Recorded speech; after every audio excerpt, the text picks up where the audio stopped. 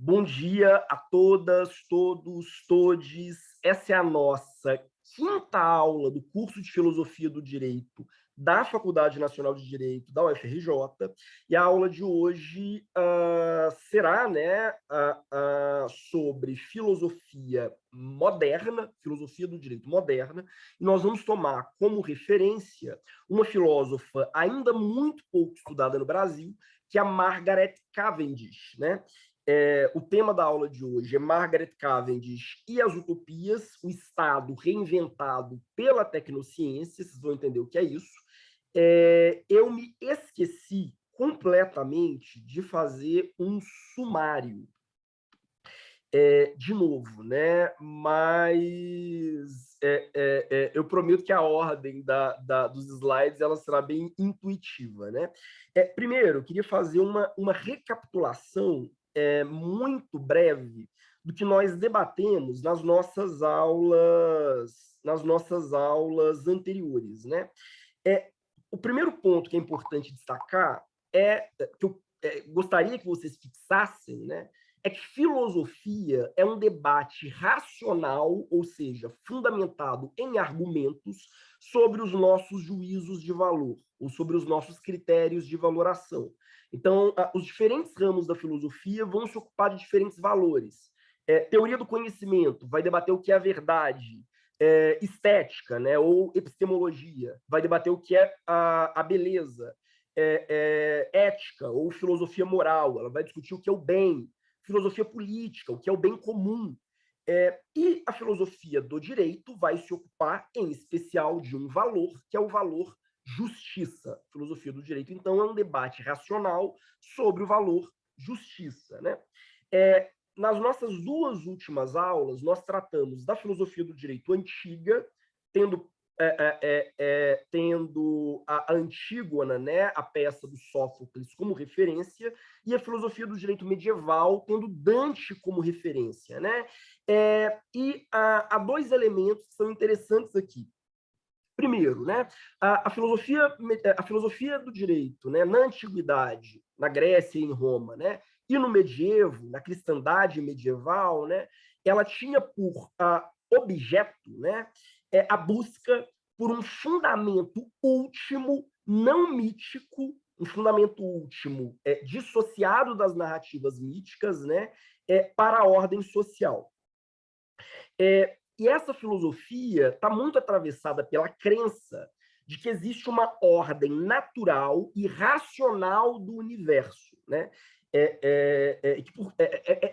Em virtude dessa ordem natural e racional que eu posso deduzir direitos, né? Por que um indivíduo ele tem direitos inatos, né? Em virtude do papel, da função que ele ocupa, que ele desempenha, dentro de uma ordem pré-estabelecida por Deus ou pelos deuses, e que é uma ordem racional.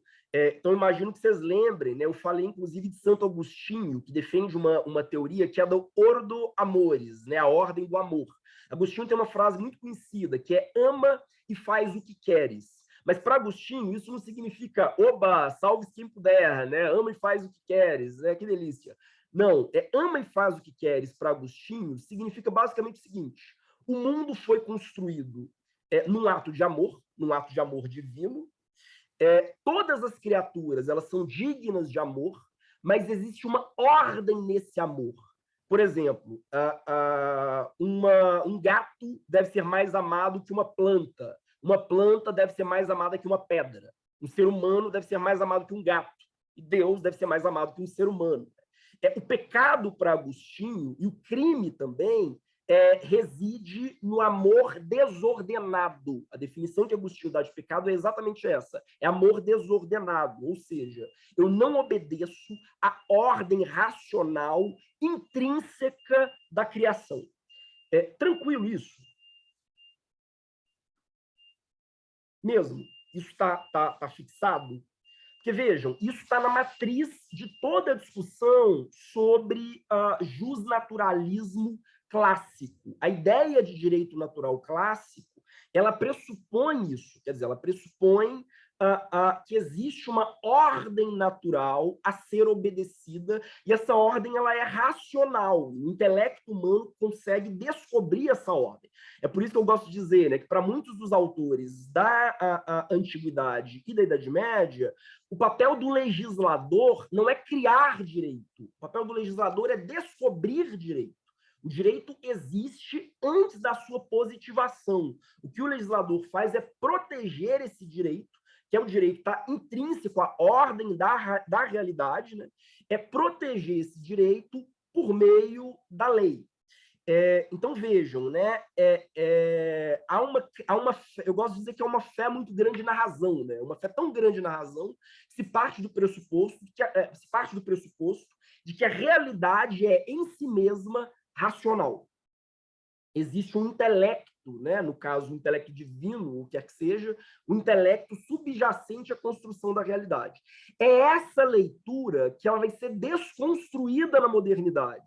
Os filósofos modernos, dos quais a gente vai tratar, tomando o caso da Margaret Cavendish como exemplo, vão rejeitar essa leitura. Eles vão tentar, então, dar um passo além de Platão, Aristóteles, Agostinho, Tomás de Aquino, e vocês vão ver como isso se dá, né? E qual que é o impacto disso para o pensamento jurídico hoje, né? Mas, primeiro, eu acho que é importante fazer uma ponderação preliminar. A gente vai trabalhar a Margaret Cavendish, né, que é uma autora que seguramente muitos nunca ouviram falar, e isso é um sintoma do silenciamento das vozes femininas na história da filosofia, né? Nós temos, tradicionalmente, né, um cânone ocidental, um cânone daqueles filósofos, né, considerados dignos de serem lidos, porque seriam representativos, né, da história do pensamento no Ocidente. E esse cânone, ele parte de uma seleção que é arbitrária, né, uma seleção que ela é profundamente condicionada por interesses que são políticos e ideológicos, né?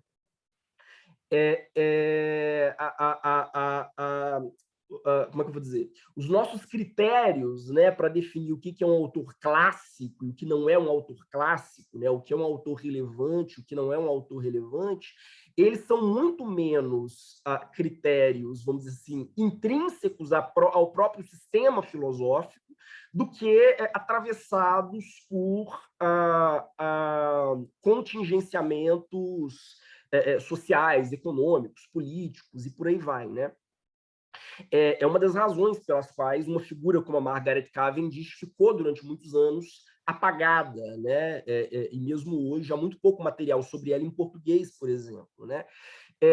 Eu gosto, quando eu falo dessa questão, né, dessa falsa ilusão, né, de uma canonicidade, né, de citar dois exemplos, né, duas armadilhas. Primeiro, nós falamos muito em filosofia antiga, sobretudo filosofia grega e romana, mas ignoramos candidamente até hoje a chamada filosofia quemética, que é a filosofia egípcia, anterior à filosofia grega, né? Se vocês pegam as obras dos pré-socráticos, né, eles frequentemente fazem remissão a autores egípcios. Aliás, havia, inclusive, um tema, né, que era muito recorrente na antiguidade, que era o seguinte: se eu queria elogiar um autor indicando que ele é um grande sábio, sei lá, eu vou elogiar Solon, o grande pai da democracia ateniense, né? Eu vou dizer que Solon é um grande sábio, eu dizia que ele estudou por 10 anos no Egito. Então, há um reconhecimento, inclusive, dos próprios autores gregos, né, da existência de uma filosofia egípcia anterior, digamos assim, aos autores que a gente considera como pré-socráticos, né? Curiosamente, se estuda muito pouco essa filosofia egípcia, essa filosofia quemética, aos tratar de história da filosofia, né? A gente sempre imagina que a filosofia nasça com Tales de Mileto, né? Aliás, eu gosto de dizer, né, que não é à toa que os grandes filósofos gregos pré-socráticos, né, nasceram todos fora da Grécia propriamente dita, né? Nasceram em colônias gregas na Turquia, no sul da Itália, no norte da África, o que é bastante sintomático, né?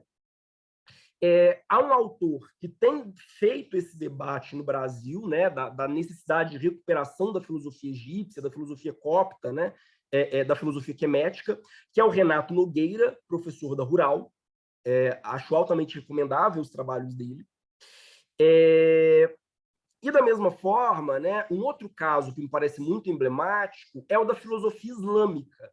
Durante a Idade Média, sobretudo durante a Alta Idade Média, o grande polo de produção filosófica, né, o grande polo de produção filosófica não era a Europa Ocidental, ou melhor, a cristandade europeia, né, o que a gente chamaria de Ocidente Latino, o Ocidente dos falantes em latim. Né? O grande polo de produção filosófica na Alta Idade Média era o mundo islâmico, sobretudo Bagdá e a Andaluzia, né? As colônias islâmicas que no futuro vão se tornar Portugal e Espanha. Né? Então, os grandes pensadores, né, que marcam, né, a Alta Idade Média, e que são os verdadeiros herdeiros da filosofia antiga, a bem da verdade, né, são Averroes, Alfarabi, Avicena, Moisés Maimônides, né, todos eles desenvolvendo seus trabalhos fora da cristandade, né? Curiosamente, né, e vão exercer um impacto muito grande na própria filosofia cristã ocidental, e sem eles não seria possível, por exemplo, um Alberto Magno, um Tomás de Aquino, um Dante. Curiosamente, né, aliás, se vocês observarem aquela pintura do Rafael de Sanzio, A Escola de Atenas, ele coloca entre os sábios o Averroes. Tem uma das figuras que ele coloca entre os sábios, né, que rodeiam Platão e Aristóteles, é justamente Averroes. Mas, vejam, né, quando a gente estuda a história da filosofia no Ocidente, né, a gente ignora esses autores islâmicos, né, persas, turcos e árabes, que tiveram um impacto gigantesco para o desenvolvimento da própria filosofia ocidental. Porque, vejam, né, não bastasse serem autores que, dentro do mundo islâmico, tiveram uma importância enorme, são autores que foram imprescindíveis para que se pudesse pensar na própria filosofia no Ocidente. Mas nós, candidamente, os ignoramos. Né? Então, a gente, em geral, faz um salto. Né? Você tem Agostinho, aí logo depois Tomás de Aquino. Quer dizer, como se todo esse período, né, que vai do fim da Antiguidade até a Idade Média Central e abaixo da Idade Média, né, como se todo esse período fosse um período de ausência de produção filosófica. Né? Havia produção filosófica, ela só não era feita na Europa. Né? A Europa, naquele momento, era um campo de vacas. Né? Tranquilo até aqui? Exatamente por essas questões, né, por esses silenciamentos, esses apagamentos, que nós raramente estudamos autoras como uma Teresa de Ávila, uma Mary Wollstonecraft, né, que é a mãe da Mary Shelley, uma Lu Andréa Salomé, que era, inclusive, parceira do Nietzsche, né, eles viviam um trisal junto com o Paul Klee, o Paul Rie, Paul Klee é outro cara, né, o pintor. Então, esse apagamento ele é estratégico. Né? Não é que não houveram, né? Não é que não existiram mulheres que produziram filosofia. Essas mulheres produziram e foram, e continuam sendo, permanentemente invisibilizadas por uma série de preconceitos historiográficos. Tranquilo, gente? Eu vou fazer algumas remissões. Né? Primeiro, eu escrevi um artigo junto com o Michael Guedes, ex-aluno da FND, chamado A Filosofia do Direito, isso serve em primeiro lugar para fazer a guerra. Embora o título seja pretensioso, o artigo ele parte de um projeto muito simples. Nós pegamos o plano de ensino da disciplina de Filosofia do Direito de 25 faculdades brasileiras, 25 faculdades que estão na lista das 50 melhores faculdades de direito do Brasil, né, segundo a Folha de São Paulo. Eu peguei o ranking da Folha de São Paulo, né, com 50 nomes de faculdades, e dessas faculdades eu selecionei 25. Nós analisamos o plano de ensino de filosofia do direito dessas 25, fazendo algumas perguntas capciosas. Né? Quantos autores não brancos são citados na ementa, né, no plano de ensino dessas disciplinas? Quantos autores brasileiros e latinos são citados nessas ementas? Quantos autores africanos são citados nessas ementas? Né? Quantas mulheres são citadas nessas ementas? Quantas tradições filosóficas não ocidentais são citadas nessas ementas? E é claro, né, a gente chegou a conclusões bastante estarrecedoras, né? A bem da verdade, eu acabei não fazendo uma análise tão aprofundada, espero fazer no futuro, sobre a questão da mulher especificamente. A gente tem algumas notas, né, ao longo do texto, mas dentro de uma análise mais global, né? Mas é muito curioso que as poucas mulheres que são utilizadas como referência nas nossas disciplinas de filosofia do direito são utilizadas em virtude de trabalhos escritos analisando obras de outros homens. Então, por exemplo, né, um trabalho muito citado é o da minha querida ex-professora Elza Miranda Afonso. Mas ninguém cita os trabalhos originais da professora Elza. As pessoas citam os trabalhos da professora Elza comentando a obra do Kelsen. A única autora sistematicamente citada por ela própria nesses planos de ensino é Hannah Arendt. Que, enfim, só para vocês verem como se trata de uma lógica perversa, né? A Luísa e a Adriele ficaram interessadas em ler o trabalho. Não ponham grandes expectativas, é um trabalho ainda muito incipiente, é uma pesquisa que é um tipo de pesquisa que ainda está começando. Eu espero voltar a ela de uma forma mais robusta e até abarcando um número maior de faculdades, né, do que essas 25 no futuro. Tranquilo até aqui, gente? Aliás, eu fiz uma pequena apresentação desse artigo num evento da Universidade Federal do Paraná, chamado, eu acho, Estado de Direito em Crise. Eu participei de uma mesa e nessa mesa eu apresentei também, de uma forma um pouco mais desenvolvida, as conclusões desse artigo. Para quem tiver interesse, está no YouTube também. Eu gosto muito dessa charge, eu não consegui pegar uma versão boa dela, então a imagem está meio estourada, né? Se vocês observarem, né, história da filosofia. Aí, aqui a gente vê, né, imagens de vários filósofos considerados clássicos, né, vários filósofos considerados canônicos na história da filosofia. Todos eles homens brancos, à exceção da Mafalda, né, uma mulher latina fictícia. Só para realmente, acho que reforça esse argumento, né, de como nós associamos a ideia de que o pensamento filosófico é um pensamento masculino. Aliás, das áreas das humanidades, né, o que é bastante estarrecedor, né, a filosofia talvez seja a área mais machista e eurocentrada, mesmo hoje. Né? Bom, dito isso, né? Sim, exatamente, Adriele. Se pensarmos em filósofas negras, então, será ainda mais assustador.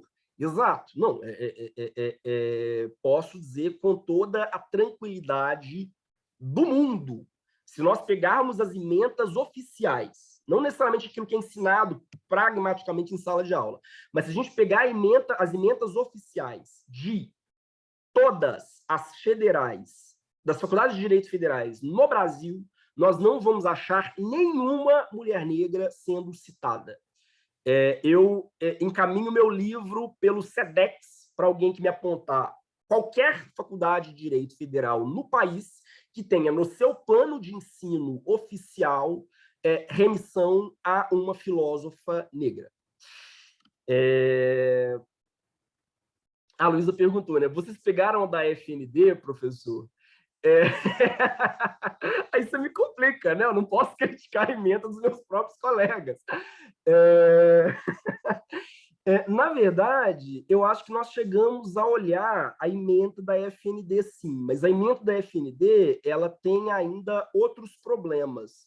Salvo engano, pelo menos a ementa que está no site, ela não faz, ela não traz sequer bibliografia. Porque, de forma geral, né, quando você institui uma ementa, você inclui, né, uma bibliografia básica, né, uma bibliografia de orientação para aquela disciplina. Mas eu acho que, pelo menos na época em que nós fizemos esse levantamento, não tinha bibliografia na ementa da FND. Tem outros problemas, né? Aliás, eu não ia contar, não, mas eu vou contar um caso da FND. A gente conta o milagre, mas não conta o santo. O meu departamento está rediscutindo a estrutura curricular, inclusive as ementas, né, das suas disciplinas. E nós tivemos uma reunião para debater exatamente como aperfeiçoar, né, o plano de ensino das disciplinas de teoria do direito, filosofia geral, filosofia do direito. E eu, em dado momento, né, levanto humildemente a mão e digo, gente, vocês não acham que é importante nós incluirmos na nossa ementa de filosofia do direito referência a filósofas, né, a filósofas negras? Por que a gente não coloca uma Angela Davis, uma Lélia Gonzalez? Por que a gente não coloca autoras brasileiras? Por que a gente não coloca filósofos latino-americanos, decoloniais, pós-coloniais, africanos?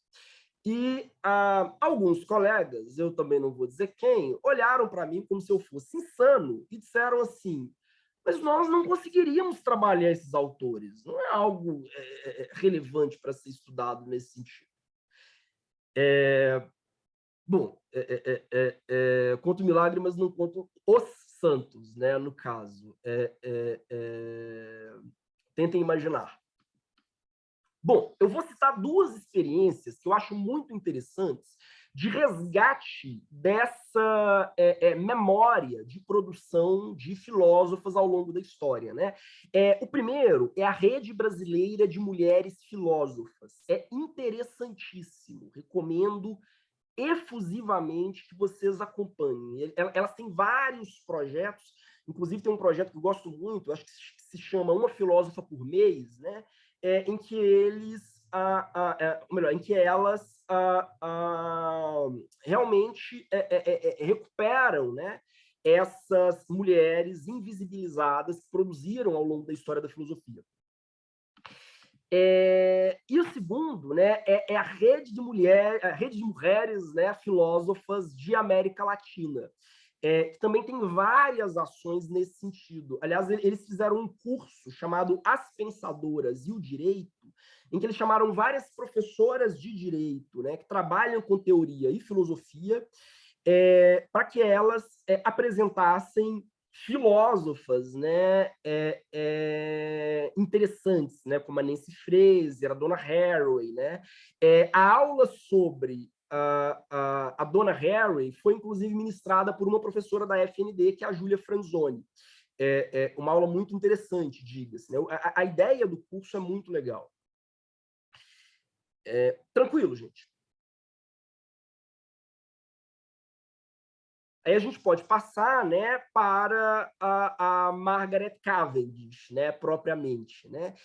Eu utilizei como referência para essa aula, além de obras da própria Margaret Cavendish, né, 3 textos. O primeiro chama A Utopia, o Mundo Resplandecente, Um Mundus Intelectualis, da Milene Cristina da Silva Balbo.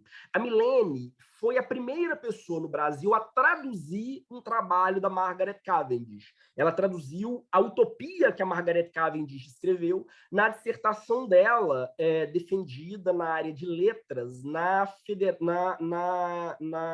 Estadual de Campinas, né, na Unicamp.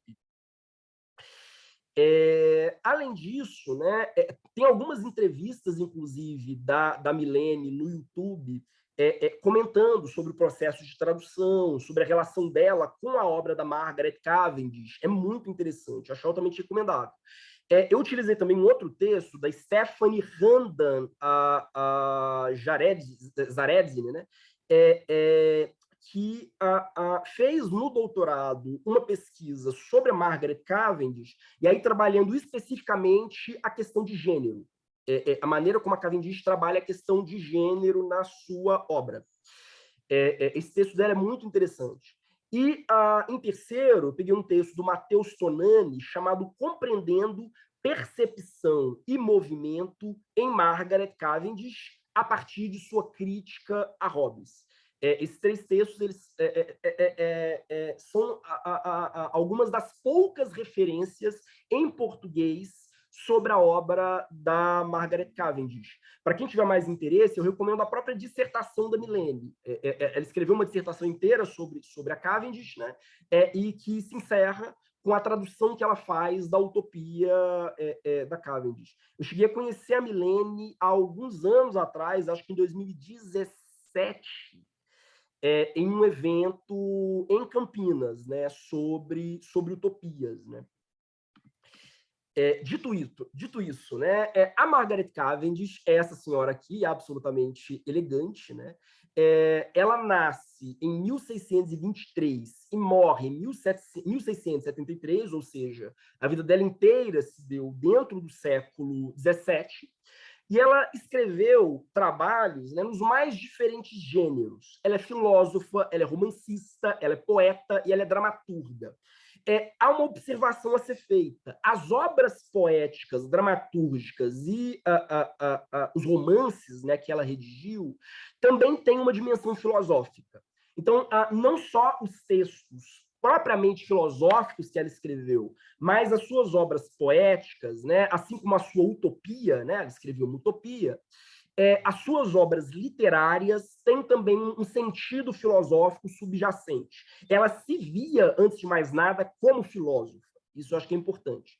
Ela era duquesa, casada com o William de Cavendish, né, William Cavendish, que é o duque de Newcastle, e ela foi dama de companhia da rainha Henriqueta Maria, esposa do Carlos I. A vida dela está muito associada à vida do Carlos I, razão pela qual, né, quando o Oliver Cromwell expulsou, né, o Carlos I, né, da Inglaterra, ou ele foi decapitado, não lembro.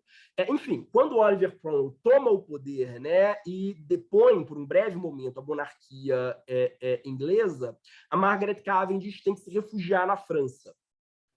Então, vocês vejam, né? Isso ajuda um pouco a explicar a razão pela qual, a despeito de todos os preconceitos, né, de gênero, ela pôde ter algum espaço, né, de produção filosófica no século XVII, né? Porque, a despeito de ela ser uma filósofa, né, ela era da nobreza, e ela era da alta nobreza com acesso direto ao rei. Então, isso ajuda, né? E veja, mesmo assim, ela vai sofrer uma série de obstáculos ao longo da sua obra, né? Que dirá se ela fosse uma pobre plebeia tentando filosofar. Vocês vejam que, apesar, né, de ser uma pessoa, né, que frequenta os altos círculos do poder naquele momento, né, ela ainda vai enfrentar uma série de desafios para conseguir ser reconhecida e veicular a própria obra.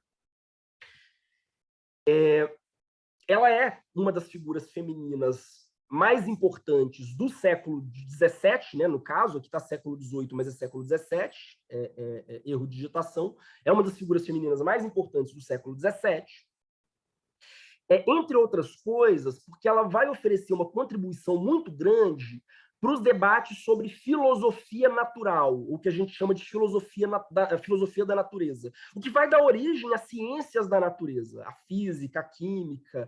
Ela é uma leitora muito atenta do trabalho de Galileu, do trabalho de Kepler, enfim, ela tem um diálogo muito, muito próximo, né, com os autores que vão inaugurar, né, as ciências empírico-formais, as ciências da natureza.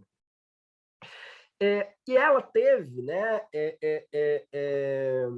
ela vivia num ambiente que era um ambiente intelectualmente muito rico, né? Ela, o marido dela e o cunhado dela construíram o que a gente conhece como Círculo de Cavendish, ou Círculo de Newcastle, que era um grupo de intelectuais que dialogavam e conviviam uns com os outros, né? Eles transitavam, né, uns aos outros, digamos assim, né? É um ambiente que era frequentado pelo Francis Bacon, que é considerado, né, um dos pais da ciência moderna. Aliás, eu dei ontem, né, uma aula sobre o Francis Bacon, que deve entrar no YouTube já já, né, hoje ou amanhã. era um ambiente frequentado pelo Thomas Hobbes, era um ambiente frequentado pelo Descartes. Quando ela esteve na França em exílio, ela conviveu com Descartes. Ela foi a primeira mulher a ter permissão de participar de reunião da Royal Society, uma das instituições britânicas, né, mais importantes na produção e na difusão das ciências da natureza. E ela publicou 11 obras ao longo da vida, né? 11 obras juntando ficção e não ficção.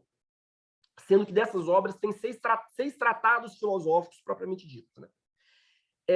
E ao longo da vida, ela ganhou, já ao longo da vida, uma certa celebridade literária. Ela não só era uma mulher que escrevia, mas era uma mulher que era lida. Era lida, ela escrevia para outras mulheres.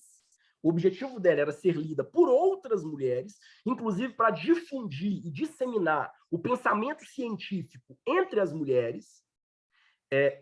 Ela é muito crítica, né, da ideia, né, de que a razão é um apanágio masculino, né, uma ideia muito difundida na época, e ela faz uma defesa, né, da necessidade de que as mulheres se enveredem pela ciência. Então, era muito lida entre mulheres nobres e também muito lida entre homens da época, né? Mas, ao mesmo tempo, ela foi, diferentemente, né, de outros autores com os quais ela dialogava, ela foi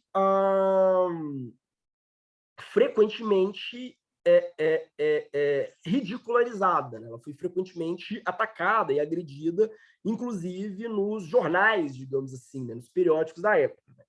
Ela era taxada como insana, pretensiosa, ridícula, a tal ponto que se cunhou, né, um apelido para ela, que era o de Mad Mad, quer dizer, a Mad louca. Só para vocês terem uma noção, embora ela estivesse dialogando com Hobbes, com Descartes, com Francis Bacon, ela ganhou a alcunha de Mad, né, de média louca. Isso aqui é uma imagem da Royal Society, né, do prédio da Royal Society. Bom, para a gente entender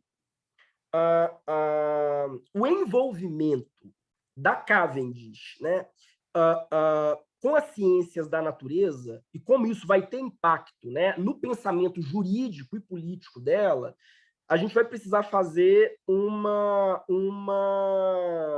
rapidinho. A gente vai precisar fazer uma recapitulação de algumas questões que elas são imprescindíveis para a gente entender o próprio despontar, né, da filosofia moderna, né? Primeiro ponto, no fim da Idade Média, existe um processo gradual de decadência da concepção escolástica de natureza. Como assim, né? Como eu disse mais cedo, né? Para a filosofia antiga e medieval, a gente viu isso na aula sobre o Dante, a natureza ela foi criada por Deus. Deus não é um ser arbitrário, Deus é dotado de inteligência, de racionalidade, e, por conseguinte, a natureza é racional. No fim da Idade Média, por uma série de fatores, por exemplo, a peste negra, eu não vou entrar nisso de novo, até porque eu já dei, para quem tiver interesse, eu dei uma aula sobre a peste negra no semestre passado, que está gravada no YouTube. E como a peste negra tem um impacto muito grande na maneira como os medievais pensam o mundo de forma geral, né? Mas a verdade é que fica difícil, digamos assim, né? Fica difícil continuar acreditando que a natureza é equilibrada, é harmônica, né? É um sistema racional, se do dia para a noite metade da minha cidade pode morrer dizimada por uma praga que ninguém sabe de onde vem ou para onde vai. Então, a natureza ela deixa de ser vista como uma espécie de jardim organizado, criado por Deus, e passa a ser vista como um campo minado. A natureza ela é cheia de surpresas, a natureza é caótica, a natureza é perigosa, a natureza é bizarra, a natureza não é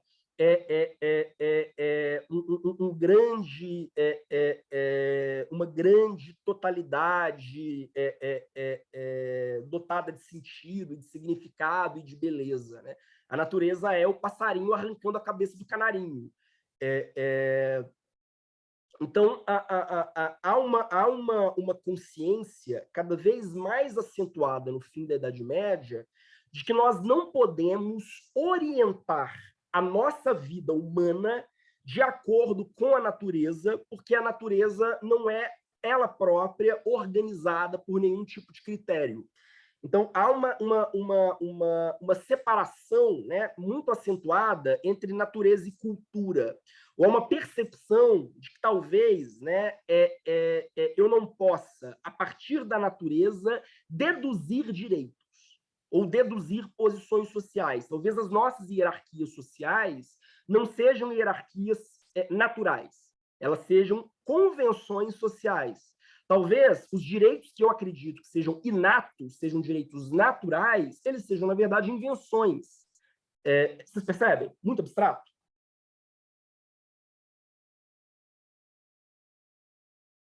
Sim? Não? Olá? Alguém?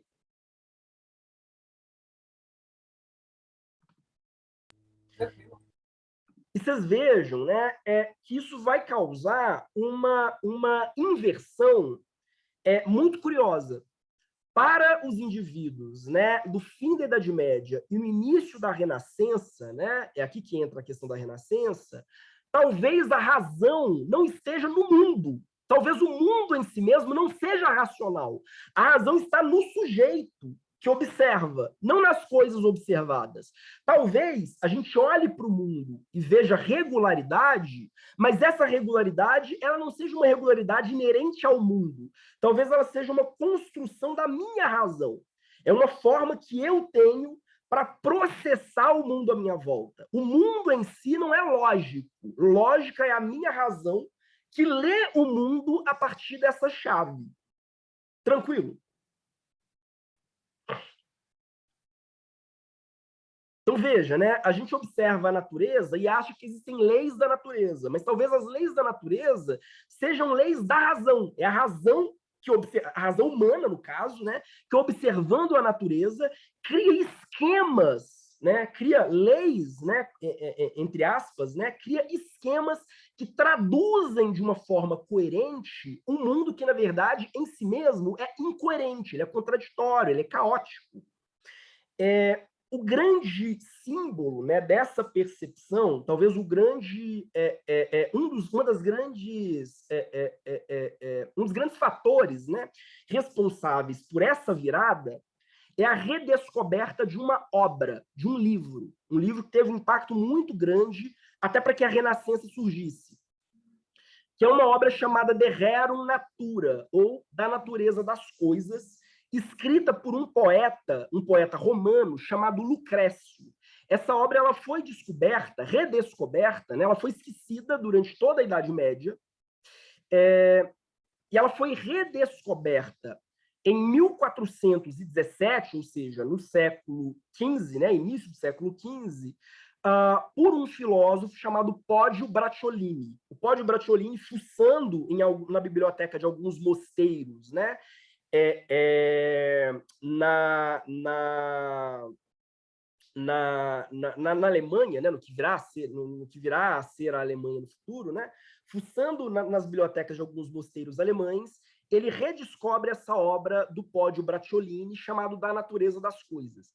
E essa obra, que na antiguidade não teve tanto peso assim, ela vai ter um impacto muito grande na formação do pensamento moderno. Vários dos grandes intelectuais, né, pais das ciências naturais modernas, né, serão leitores muito atentos do livro do Lucrécio, do De Rerum Natura. Por que isso é importante? Vamos lá, né? Há um livro, inclusive, do Stephen Greenblatt. Stephen Greenblatt é um historiador contemporâneo, um livro chamado A Virada, o Nascimento do Mundo Moderno, em que ele vai defender por A mais B que o mundo moderno não teria sido possível sem a redescoberta desse livro do De Rerum Natura, sem a redescoberta da obra do Lucrécio. Vocês vão entender por quê. Eu coloquei aqui a capa, né, do livro do Stephen Greenblatt e do outro lado uma capa clássica, vamos dizer assim, do livro mesmo, né, do livro do Lucrécio.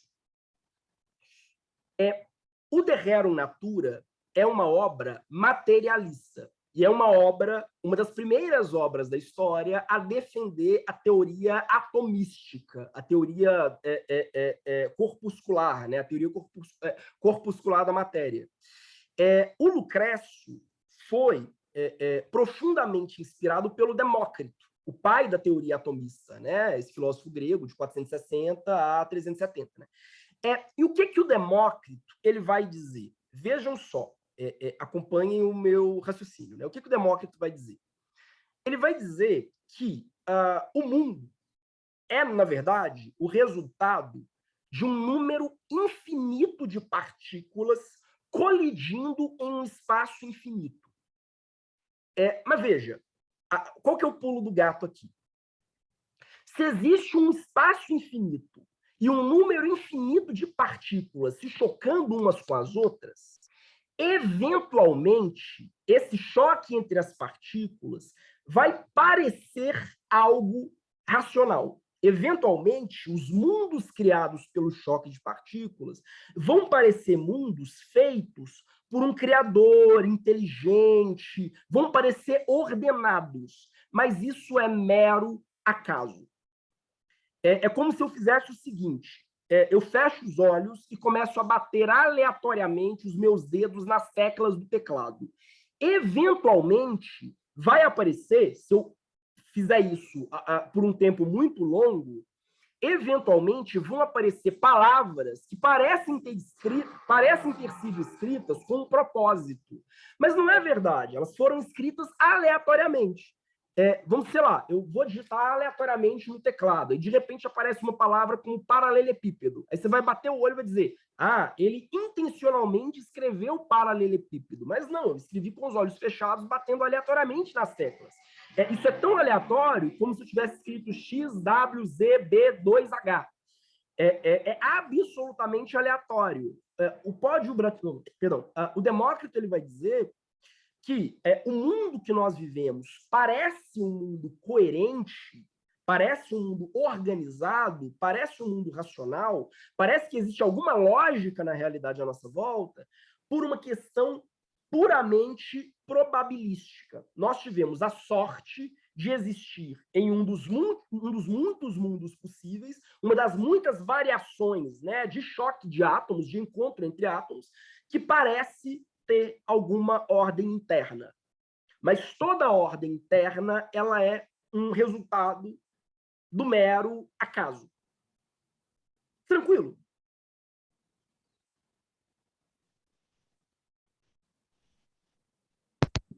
Tá me ouvindo? Porque aqui não...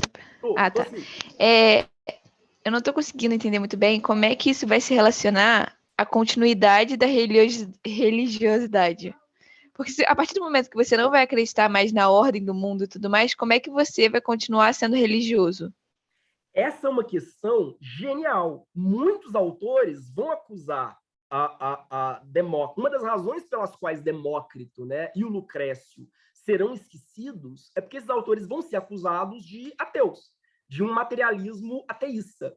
E quando essa obra ela é resgatada na Renascença, a solução que filósofos cristãos vão tentar dar para manter essa ideia é dizer, olha, uma coisa são as verdades da fé e outra coisa são as verdades da ciência. Quando eu penso as verdades da ciência, eu vou pensá-las de um ponto de vista puramente materialista e baseado na teoria do Demócrito, e quando eu penso as verdades da fé, eu me prendo exclusivamente ao texto bíblico, sem tentar dialogar uma coisa com a outra. Essa solução que o Hobbes vai dar, por exemplo, é a solução, em certo sentido, que o Thomas Moros vai dar. Thomas Moros era um grande carola, né? Um grande defensor do catolicismo, inclusive contra o anglicanismo.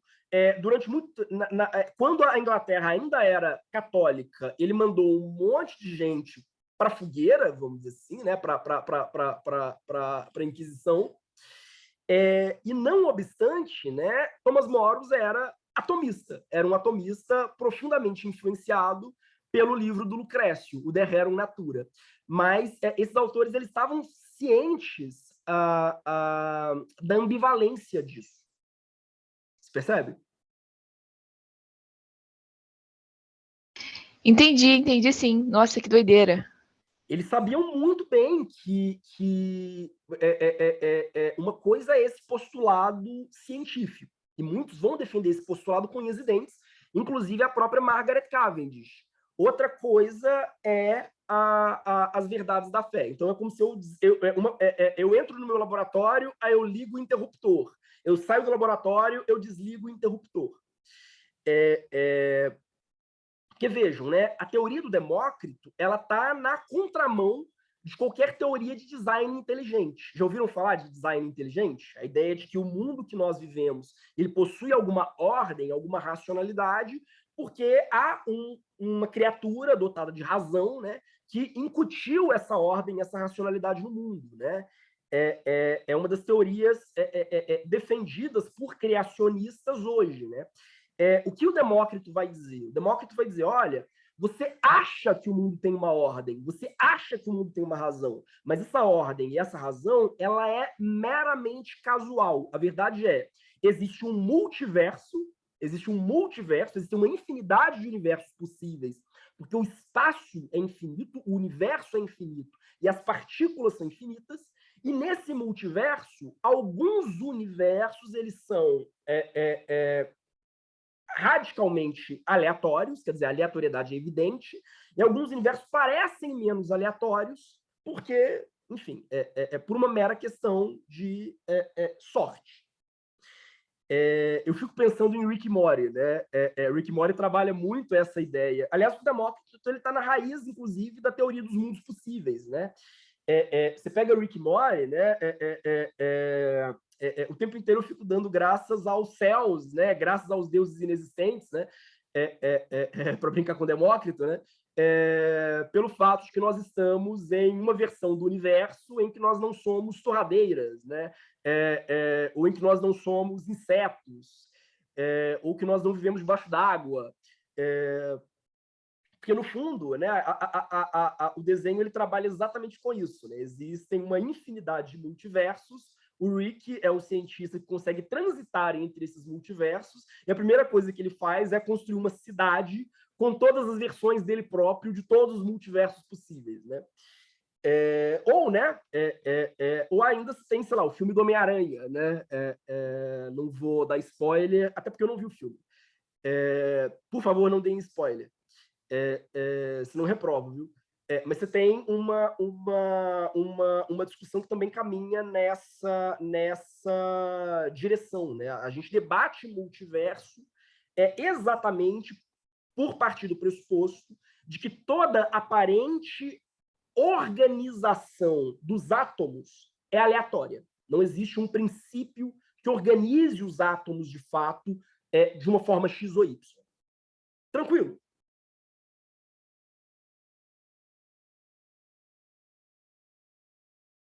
Sim, não? Bom, dois autores que são profundamente influenciados por essa obra, né, pelo De Rerum Natura, que, aliás, o que o Lucrécio faz? O Lucrécio é um poeta romano, epicurista, que vai tentar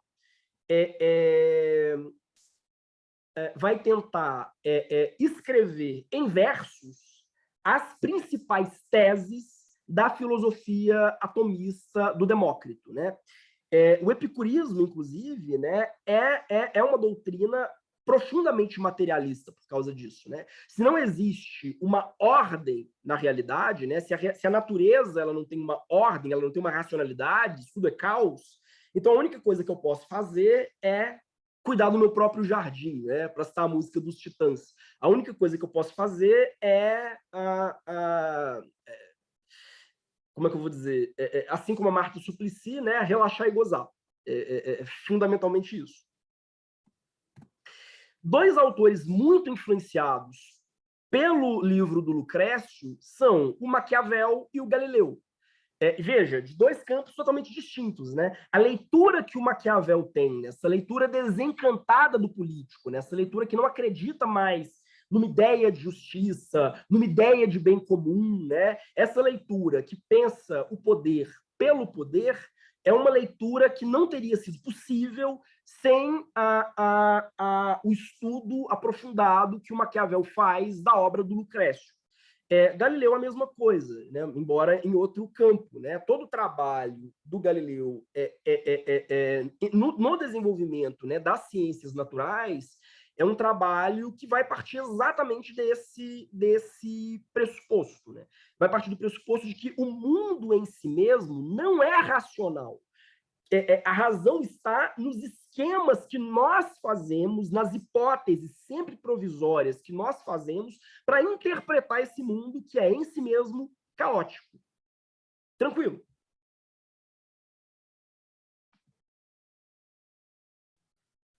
Aí nós temos dois autores que influenciaram muito a Margaret Cavendish, e são dois autores centrais, né, tanto no debate da filosofia da natureza quanto no debate da filosofia política, e que autores com os quais ela dialoga, né, autores que ela conheceu, e que vão tentar pensar quais são as consequências desse mundo desencantado, né, desse mundo que é o fruto do mero acaso e do mero choque de átomos. Né? O primeiro é o Francis Bacon. Não vou me aprofundar no Francis Bacon, porque, como eu disse, se alguém tiver interesse, vai ter já uma aula upada no canal do meu grupo de pesquisa só sobre o Bacon. Né? E, de qualquer forma, eu já falo um pouco do Francis Bacon na aula sobre Renascença do semestre passado.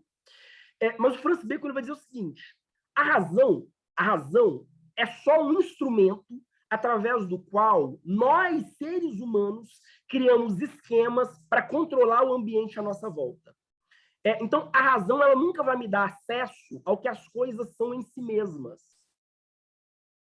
Eu só teria acesso às coisas, tal como elas são em si mesmas, se eu partisse do pressuposto de que elas têm uma razão interna, de que elas têm um significado próprio. Mas se eu digo que o mundo não tem significado próprio, então a razão ela é sempre um exercício de ficção. A razão ela é sempre um esforço humano, criativo, de dar sentido para um mundo que não tem ele próprio sentido. O que o físico faz, então, é criar esquemas, né, para tentar ver uma certa regularidade num mundo que em si mesmo é vazio de regularidade. O Francis Bacon ele vai dizer isso. Né?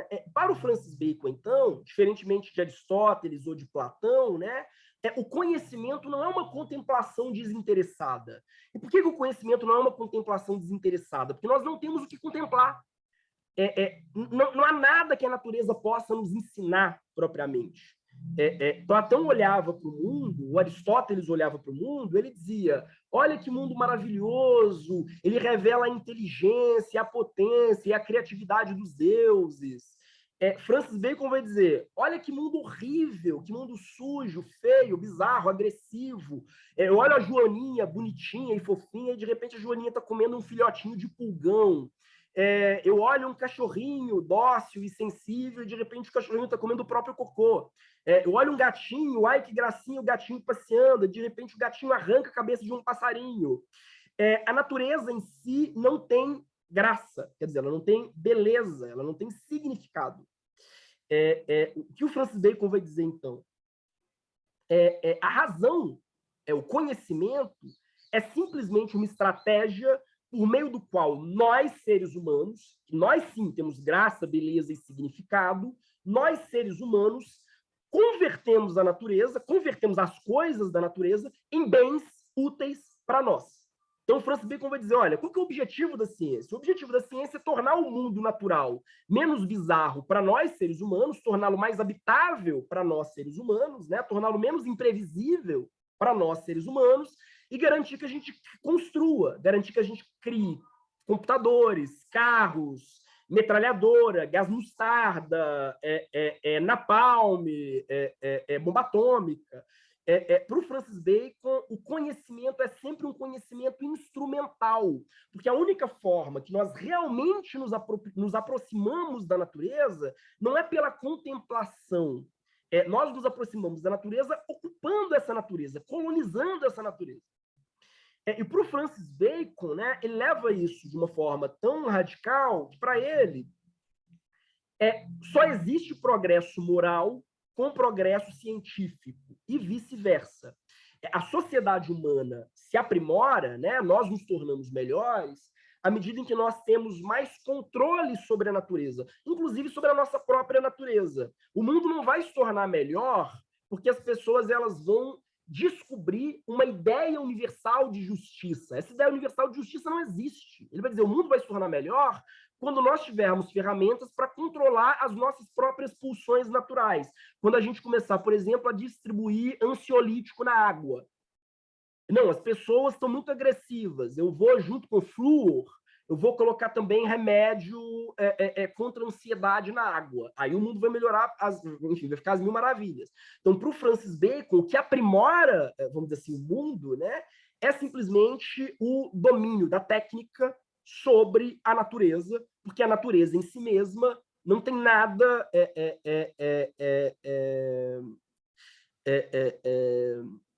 de belo, bom, verdadeiro ou justo. Né? A natureza é indiferente a valores, digamos assim. A natureza é indiferente aos nossos critérios de valoração. Tranquilo até aqui?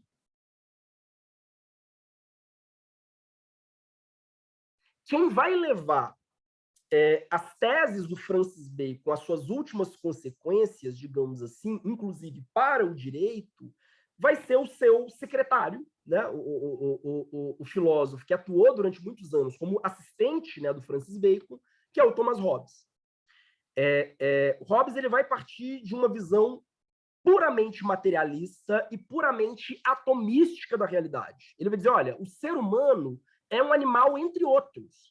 A alma, para Hobbes, é uma substância material sujeita a estímulos sensíveis. Para Hobbes, como qualquer outro animal, nós somos movidos por quatro impulsos.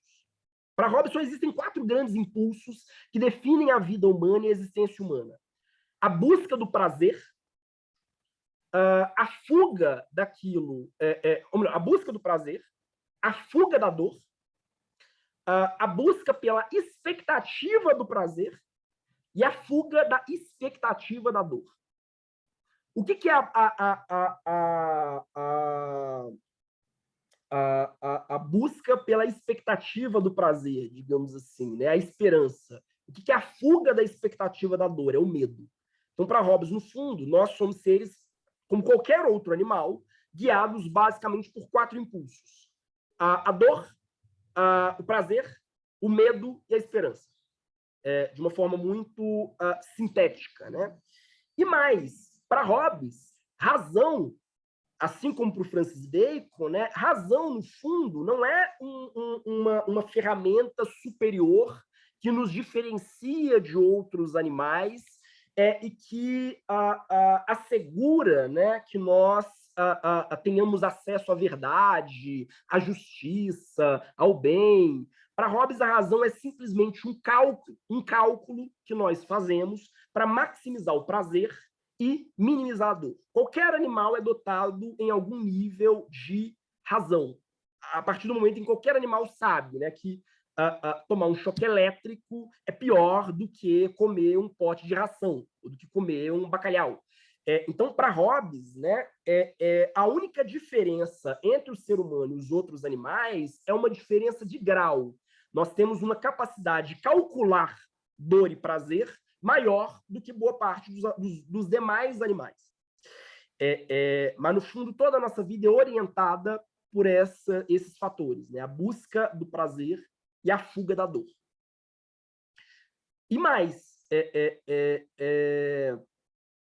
veja, é uma leitura radicalmente materialista. Ele vai até as últimas consequências na sua leitura materialista. Isso significa para o Hobbes que não existe uma ideia de justiça, uma ideia de bem. Ele vai dizer, olha, o que é a ideia de justiça para mim? Talvez a ideia de justiça para mim seja arrancar a cabeça dos meus inimigos e pendurar em estacas na porta da minha casa. Talvez não haja nada mais justo do que isso. Nada que vá me dar mais satisfação. Então, para Hobbes, não é possível, né, dizer que existe um valor objetivo e racional de justiça. Ele até ironiza os autores que buscam, né, esse tipo de coisa. Para ele, da mesma forma, não existe um direito natural. Ele diz, olha, na natureza, tudo é direito. O leão tem direito de comer um filhotinho de hiena Claro, se ele tem força para fazer isso, é claro que ele tem direito. O macaco tem direito de matar outro macaco até a morte com uma pedra? Claro que ele tem esse direito. Se ele tem força para isso, ele tem direito. O ser humano, como qualquer outro animal, né, tem direito de arrancar a cabeça dos seus vizinhos e urinar em cima? Claro que ele tem esse direito. No meio da no mundo animal, digamos assim, ou no mundo natural, é óbvio que ele tem esse direito. Se ele tem poder para tanto, o que o Hobbes vai dizer é: não é possível pensar o direito partindo dessas abstrações fantasiosas, né, como da ideia de que existe uma ordem natural ou de que a razão é capaz de alcançar valores absolutos. Qual é, então, a solução que o Hobbes vai dar? É o contrato social. Ele vai dizer, olha, o que as pessoas fazem como o medo de ser ferido ou morto pelos demais, né?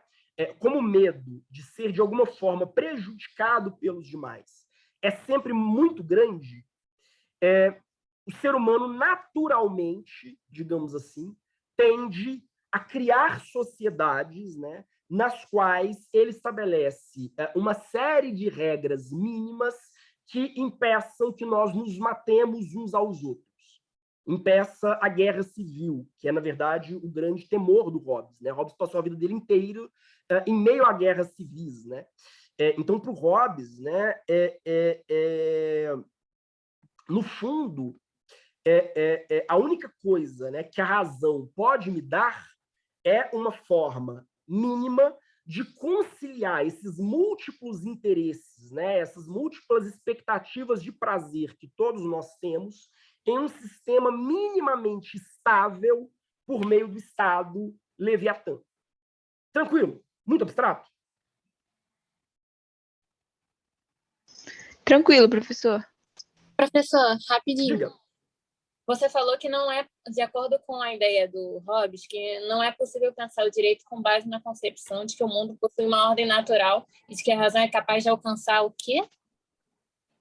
Não, de que a razão é capaz de alcançar valores absolutos, né? Como ideia de justiça, a ideia de bem, a ideia de verdade. Para Hobbes, a razão não serve para isso. O máximo que a razão faz é me permitir escapar da dor e encontrar o prazer.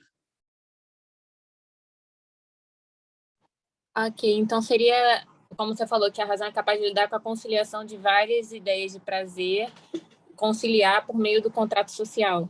Exatamente. A explicação que... Oi, diga. Para tentar fazer aquele cálculo de maximizar o prazer e minimizar a dor para todos. Exatamente, exatamente. Para Hobbes, os sujeitos entram num contrato social, os indivíduos entram num contrato social a partir de um interesse puramente egoísta. Eu sei que, protegido por uma sociedade, protegido por um Estado, o risco de outras pessoas, né, violarem a minha integridade física de alguma forma, né, se reduz. Esse risco se torna menor. Então, no fundo, vejam, né, alguns autores que, inclusive, veem Hobbes como uma espécie de pré-positivista, né? Porque o Hobbes ele, tem uma leitura do direito que é uma leitura totalmente isenta de qualquer consideração de ordem moral, né? Quer dizer, ele tem uma leitura da realidade, né, isenta de qualquer consideração de ordem moral. Né? Há um livro muito interessante, além do Leviatã, chamado Diálogo entre um Filósofo e um Jurista. É um livro do Hobbes, no qual ele vai, inclusive, fazer uma discussão com o Edward Coke, que é considerado um dos pais do common law, né, do common law moderno. E a discussão que o Hobbes faz, né, com o Edward Coke vai exatamente nesse sentido. Ele vai dizer, olha, não existe racionalidade jurídica. O jurista não é dotado de uma técnica que o permita chegar a uma solução mais justa a um conflito entre pessoas. A única coisa que o jurista faz é aplicar mecanicamente as normas do Estado sobre a vida da população. E que bom que ele só faz isso, porque todos nós temos concepções distintas do que é o justo. Então, não cabe... Quer dizer, o jurista ele deve se reduzir à boca da lei, né? Porque não cabe ao jurista especular sobre o que é mais justo, o que é menos justo, o que é mais racional, o que é menos racional. Cabe ao jurista simplesmente garantir a ordem de acordo com aquilo que foi instituído por meio do contrato social. Tranquilo? Tranquilo, professor. Bom, a Margaret Cavendish, né, vai ter uma grande influência, vai sofrer uma grande influência do Hobbes, assim como do Bacon, né? O Hobbes ele também vai atuar como secretário, né, e vai ser apadrinhado pela família Cavendish, além de ser um amigo, né, da família, e há uma série de pontos em comum entre o trabalho da Margaret e o trabalho do Hobbes. A começar pelo seguinte, né, os dois partem de uma perspectiva puramente materialista. Aliás, tanto o Hobbes, né, quanto a Cavendish não queriam ser conhecidos fundamentalmente como intelectuais das humanidades, digamos assim, né? Eles queriam ser reconhecidos como geômetras, como cientistas da natureza. Eles estão fazendo, na verdade, um esforço para levar o mesmo tipo de análise que era feita pelo Galileu e pelo Kepler, né, para pensar o mundo natural. Eles estão tentando levar esse mesmo tipo de procedimento de análise para o mundo humano. Da mesma forma, né, os dois tinham um verdadeiro horror à ideia de guerra civil. O trabalho deles vai girar em torno, né, de um esforço para reduzir as possibilidades de guerra civil. Aliás, há uma frase muito emblemática do Hobbes, né, que ele dizia o seguinte: a minha mãe, na verdade, teve filhos gêmeos, eu e o medo. Ele vai dizer, olha, eu sou irmão gêmeo do medo. E ele vai dizer que, no fundo, é o medo que atravessa a obra dele, né? O medo é o grande ponto de partida e de chegada da filosofia hobbesiana, sobretudo o medo da guerra civil, né? O medo de uma sociedade que se esfacele no caos, né? No estado de natureza, né? de alguma forma, né? na guerra de todos contra todos. Né? E para o Hobbes, né? Assim como para Cavendish, né? Quanto mais as pessoas acham que são guiadas por valores absolutos, por uma ideia de justiça, né, tanto maior o risco de uma guerra civil. Quer dizer, eles estão vivendo justamente uma guerra religiosa entre anglicanos e católicos, né, no qual você tem duas facções que acreditam possuir uma verdade absoluta, uma ligação direta com Deus, e se enfrentam a partir disso. Né? Então, eles vão dizer, olha, não dá para construir uma sociedade a partir de valores absolutos, porque ninguém tem acesso a valores absolutos. E da mesma forma, né, os dois vão ser, até por causa disso, até pelo medo que eles têm da guerra civil, grandes defensores da monarquia absoluta, da centralização do poder. Mas eles vão ter uma série de pequenas divergências. Né? Eu vou falar aqui do trabalho da Cavendish, aí vocês vão conseguir perceber algumas divergências entre o trabalho do Hobbes e o trabalho dela. Né? A começar pela própria questão de gênero. Né? Primeiro, né, a Margaret Cavendish, assim como Hobbes, ela tem uma filosofia natural. Assim como Hobbes, ela vai partir de uma teoria dos átomos, ela vai entender que todas as coisas têm uma única causa, e que causa é essa? A matéria. Todas as coisas são um resultado, reitero, do choque aleatório de átomos eternos. Então, veja, não existe, pelo menos... E veja, ela era uma filósofa fideísta, quer dizer, ela era uma figura religiosa, ela não era ateia. Mas, ao mesmo tempo, ela vai dizer, enquanto cientista, eu preciso assumir uma posição cética. Por quê? Porque a ciência não é capaz de provar a existência de Deus ou qualquer verdade de ordem teológica. A ciência não alcança essa dimensão. A única coisa que eu posso especular é aquilo que os meus sentidos me dão. Então, não cabe, enquanto filósofa, ela vai dizer, não cabe a mim especular sobre um Deus bom e racional que criou o mundo. Não, a única coisa que eu posso dizer é o mundo é o resultado, a partir de uma hipótese científica que ela tem condições de comprovar por meio da experimentação. O mundo é o resultado do movimento de átomos, do movimento aleatório de átomos. A realidade em si é o resultado do choque aleatório de partículas. Sendo que, para ela, né, vão existir, né, dois tipos básicos, né, de partículas, né, ou de matéria, ou de átomos, né, os inanimados e os animados. E dentre os animados, ela vai distinguir os sensíveis e os racionais. Para ela, o próprio cérebro, a própria mente humana, é fundamentalmente constituída de átomos. E as diferenças entre homens e mulheres não se devem a diferenças espirituais ou qualquer coisa do gênero. As diferenças entre homens e mulheres são diferenças puramente atômicas, quer dizer, são diferenças na constituição do cérebro em virtude do tipo de átomo que os compõe. Aí vocês podem pensar, ela poderia perfeitamente ter se valido dessa diferença entre homens e mulheres, né, para reforçar, como alguns autores da época, né, a ideia de superioridade do homem sobre a mulher, mas ela vai fazer exatamente o contrário.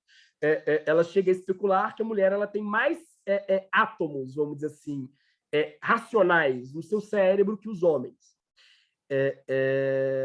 Que é muito interessante. Ela permanece, em certo sentido, ela não vai questionar a existência de uma hierarquia natural entre os sexos, até porque ela está partindo do pressuposto, né, de uma filosofia puramente materialista. Então, ela vai ter que dar uma explicação não cultural, mas uma explicação material, uma explicação natural para a diferença entre homens e mulheres. Mas a explicação que ela dará é uma explicação, ela própria, materialista e atomística.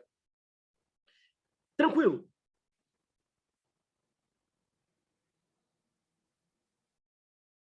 Sim, professor. Mesmo? Bom, dessa perspectiva, ela vai desenvolver a sua filosofia política, né? A filosofia política da Margaret Cavendish, ela vai ser desenvolvida, sobretudo, numa obra, uma utopia, chamada O Mundo Resplandecente.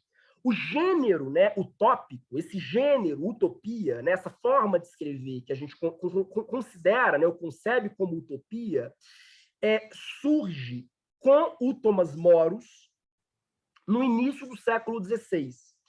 E eles, vejam, Thomas Moros também materialista, né? Em certo sentido, né? E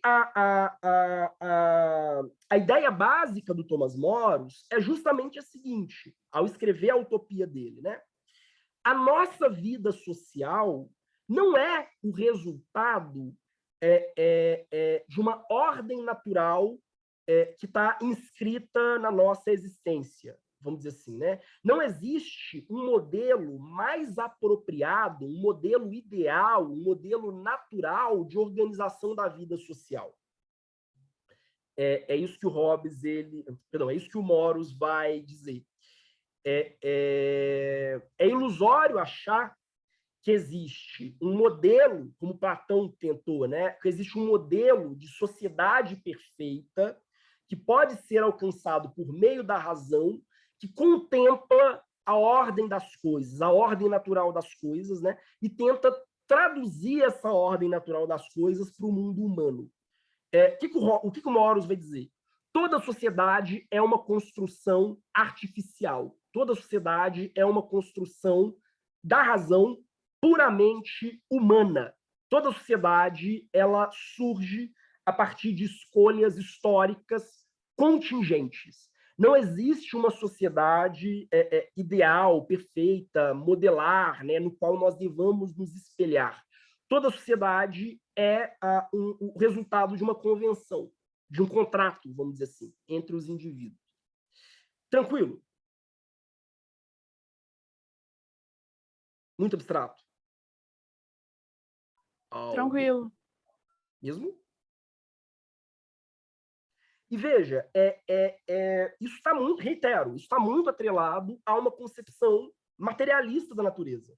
Se a natureza é só o choque aleatório de átomos, então eu preciso buscar as minhas referências para pensar o direito e para pensar a política em outro lugar. A natureza não me dá as respostas de como a nossa sociedade deve se organizar. As nossas hierarquias sociais não são hierarquias naturais. Os nossos direitos não são direitos naturais, é tudo convencionado. A utopia do Thomas Moros reflete essa perspectiva de uma forma muito radical. Ele vai dizer, olha, toda sociedade é o produto de uma convenção. Toda sociedade é, no fundo, um esforço do ser humano para colocar ordem em um mundo que em si mesmo não tem ordem nenhuma. O mundo que em si mesmo é uma luta permanente pela satisfação dos próprios interesses, pela satisfação dos próprios prazeres. A natureza, não só a natureza humana, a natureza inteira é isso. São animais lutando pela própria sobrevivência de uma forma brutal e violenta. A sociedade é uma tentativa de criar uma bolha de proteção em um mundo que é fundamentalmente uma competição permanente pela própria sobrevivência. É isso, no fundo, que está por trás dos textos utópicos, né? Embora a gente pense na utopia como espécie de fantasia idílica, mas a utopia ela surge a partir de uma visão muito desencantada da realidade. O utopista ele vai dizer, olha, se não existe harmonia no mundo, toda harmonia que nós podemos criar é uma harmonia artificial, é um esforço puramente humano, um esforço da nossa razão humana de impor ordem a um mundo que é caótico, um mundo que é horrível, imprevisível, bizarro e permanentemente inseguro. Toda a tradição utópica ela caminha nessa direção, né? Não é à toa que, desde o Thomas Moros, boa parte dos utopistas exaltam a ciência e a técnica. Aliás, o próprio Thomas Moros, né? A ilha de utopia, na obra do Thomas Moros, não é uma ilha natural, é uma ilha artificial. A ilha de utopia é uma ilha como aquelas ilhas chinesas artificiais que a gente tem agora. A ilha de utopia é uma ilha artificialmente construída. A própria natureza na ilha de utopia é uma natureza retrabalhada pela tecnociência. Então, olha que animal bonitinho, mas esse animal não é um animal natural, esse animal é o resultado de uma série de experimentos produzidos na ilha de utopia. Olha que rio lindo, mas esse rio não é um rio natural, ele foi feito artificialmente a partir do represamento de uma lagoa. Então, nada na ilha de utopia é natural. O que torna a ilha de utopia uma sociedade boa para ser vivida é justamente aquilo que ela tem de não natural, aquilo que ela tem de controle técnico. Os próprios indivíduos na ilha de utopia, né? Não existe espaço para espontaneidade na ilha de utopia, né? Os indivíduos eles são, desde a infância, adestrados, vamos dizer assim, condicionados por meio da ciência, né? Alguns utopistas eles vão levar isso a ferro e a fogo. Por exemplo, o Campanella, numa utopia chamada A Cidade do Sol, ele vai inclusive dizer o seguinte: olha, indivíduos nascidos em determinadas épocas do ano têm mais propensão à violência. Sei lá, escorpianos, nascidos em novembro, são pessoas naturalmente mais violentas. Então, cabe ao legislador impedir que pessoas nasçam nesse período. Ou seja, 9 meses antes de novembro, as pessoas, ninguém pode se reproduzir, ou ninguém pode, enfim, ninguém pode engravidar nesse período, né? Da mesma forma, ele vai dizer que cabe ao legislador escolher quais, quer dizer, um projeto realmente eugênico, né? Quais cidadãos podem procriar com quais cidadãos. O Campanella ele entende que ninguém é de ninguém, a gente pode transar com todo mundo, mas a procriação em si ela cabe ao Estado orientado pela ciência. É uma forma de aperfeiçoar a própria natureza humana. Então, há uma fé muito grande, quer dizer, por um lado, há uma descrença muito grande na razão, no sentido de que não há racionalidade no mundo, o mundo em si mesmo não é racional, e, por outro lado, há uma fé muito grande no potencial da razão humana de impor ordem naquilo que é, até então, caótico.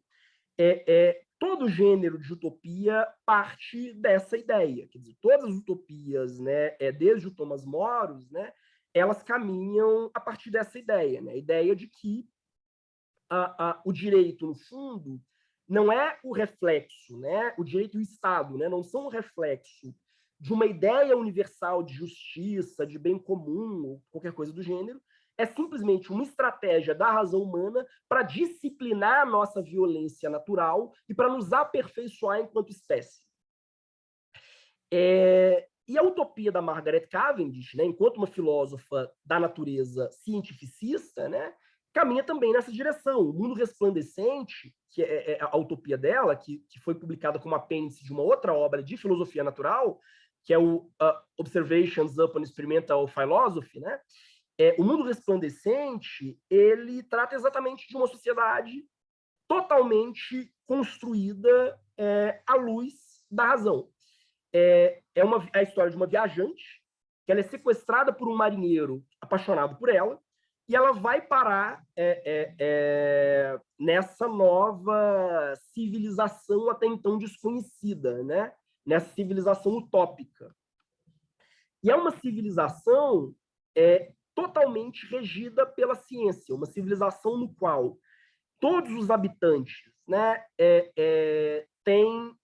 são destinados, digamos assim, a desenvolver um campo de pesquisa específico. Então, você tem aquele grupo de habitantes que se ocupam da física, aquele grupo de habitantes que se ocupam da matemática, aquele grupo de habitantes que se ocupam da astronomia, aquele grupo de habitantes que se ocupam da biologia, e a organização inteira da sociedade, como as pessoas vão se reproduzir, como as pessoas gerem o tempo de trabalho, né? Toda a organização ela vai ser meticulosamente ou racionalmente, né, prevista por um corpo de técnicos, cientistas, focados no permanente aprimoramento por meio da experiência dos próprios cidadãos. E, é claro, né, nessa utopia, essa viajante ela acaba se tornando a imperatriz. Né? Ela se casa com o imperador e se torna a imperatriz desse mundo, né, desse mundo resplandecente. Tranquilo até aqui?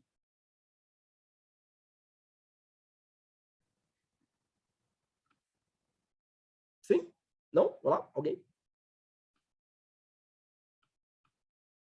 Bom, aí há algumas questões que nessa obra, Margaret Cavendish ela vai trabalhar. Né? A questão de gênero ela aparece nesse trabalho também. Né? Aí vale a pena observar, né? Margaret Cavendish ela foi a primeira mulher na Inglaterra a publicar obras sobre assuntos científicos, e mais do que isso, ela foi a primeira mulher na Inglaterra a publicar obras assinando o próprio nome. Então, nisso, ela já tem uma dimensão muito revolucionária. Né? E na obra O Mundo Resplandecente, né, ela vai discutir a questão do papel da mulher, e da questão do papel da mulher enquanto cientista e o papel da mulher enquanto governante. Não é à toa que ela transforma, né, a protagonista do Mundo Resplandecente na imperatriz dessa cidade racional, né, que é a utopia que ela cria. Né? Ela já começa o texto criticando o lugar desprivilegiado da mulher, né, na sociedade e no mundo intelectual. Muitas pessoas entendiam, né, que uma mulher filósofa seria uma mulher masculinizada que trai o seu próprio gênero e que, por conseguinte, se torna incapaz de reproduzir. Ela se torna incapaz de cumprir o seu principal papel, que seria gerar e criar filhos. Né? Então, a Margaret Cavendish ela faz toda uma desconstrução dessa perspectiva, né? E ela vai se propor na obra, também com base em uma leitura puramente materialista, né? Reitero, dissolver essas hierarquias de gênero, né? Esses papéis determinados para homens e mulheres. Uma observação que eu acho que vale a pena destacar também, né? Para Margaret Cavendish, diferentemente do Dante ou do Tomás de Aquino, né, não existem papéis naturais, de forma nenhuma. Todo papel social é necessariamente artificial. Por que não existem papéis naturais? Porque a natureza em si é desorganizada.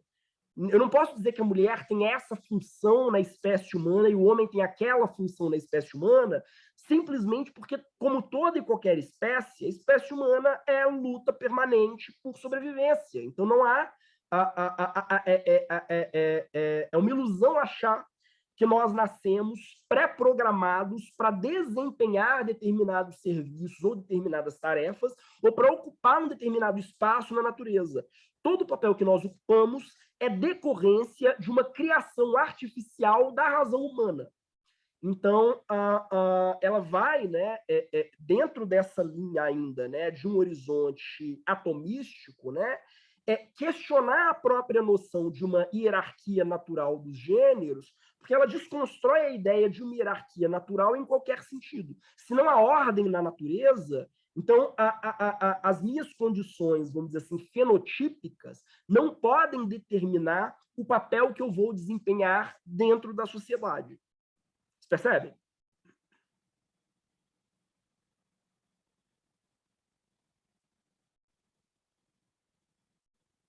Sim, não, ó. Vocês vejam que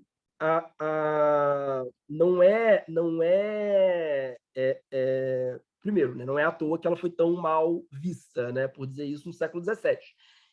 E, por outro lado, né, é interessante a gente pensar como assim como, né, na contemporaneidade, nós vamos encontrar autores que recuperam uma leitura justnaturalista clássica, né, da realidade, mas há uma série de autores também que vão encampar uma leitura mais próxima desses filósofos contratualistas, que tem uma perspectiva radicalmente desencantada do mundo e do próprio ser humano, né? Se a gente pega, por exemplo, só para citar um autor entre outros, né? Mas se vocês pegam, por exemplo, o John Rawls, a filosofia do John Rawls, ela parte desse pressuposto. Não existe uma concepção universal de bem, não existe uma concepção universal de justiça, não é possível, por meio da razão, deduzir valores absolutos, e eu não posso especular sobre qual o sentido ou papel do ser humano na natureza. Eu não posso especular sobre uma ordem intrínseca à natureza, independentemente das culturas. Mas, não obstante, eu posso pensar em algumas normas básicas que deveriam ser incorporadas por toda e qualquer sociedade, por meio de um contrato social hipotético, para impedir a guerra civil e para garantir a conciliação dos nossos interesses plúrimos, né, dos nossos interesses múltiplos e da nossa busca sempre egoísta pela maximização, né, do nosso próprio prazer, né, pela satisfação dos nossos próprios interesses particulares. Então, uma discussão sobre a teoria da justiça, na verdade, não é uma discussão sobre um valor absoluto, não é uma discussão sobre a possibilidade, né, de encontrar racionalmente uma ordem fundamental, né, o bem comum para a vida humana, mas é uma discussão sobre como, por meio da razão humana, criar artificialmente um modelo de sociedade que concilie minimamente a nossa busca egoísta pela satisfação material. E aqui a razão humana, sobretudo, né, o conhecimento tecnocientífico, né, empírico formal, ele pode me dar alguma orientação, mas não porque ele tenha, de fato, né, um conhecimento mais avançado sobre quais são os valores, enfim, uma racionalidade prática, o que é mais justo, o que é menos justo, mas simplesmente porque ele pode calcular melhor, digamos assim, né, calcular melhor, até com base na teoria dos jogos, quem sabe, né, mas calcular melhor uma forma de impedir a guerra civil e impedir choques, né, eventuais de interesses entre esses primatas que somos todos nós. Tranquilo, gente? Muito abstrato? Tranquilo sim, professor. Não, tá conseguindo entender legal. Mesmo? Não me odeiam? Bom, então é isso. Não. Acho que a gente pode fechar por aqui. Se ninguém tiver outras críticas, dúvidas, sugestões, desejo a todo mundo boas férias, boas festas. A gente retoma, né, as disciplinas do semestre em janeiro, aí já entrando na filosofia contemporânea, né? Na verdade, a transição entre a filosofia moderna e contemporânea com Schelling, né, e o idealismo alemão. Mas isso, o Murilo colocou aqui dia 7. Dia 7 a gente retoma a nossa disciplina, então, juízo, se cuidem, divirtam-se com moderação, Lembrem do que a Margaret Cavendish disse: a natureza não é nada generosa, então previnam-se, usem máscara, usem camisinha, tomem cuidado nesse Réveillon, porque, enfim. Obrigado pela atenção e até mais, gente. Tchau, Saúde e professor. paz, Boas professor. Tchauzinho, gente. Um abraço. Tchau, professor. Tchauzinho.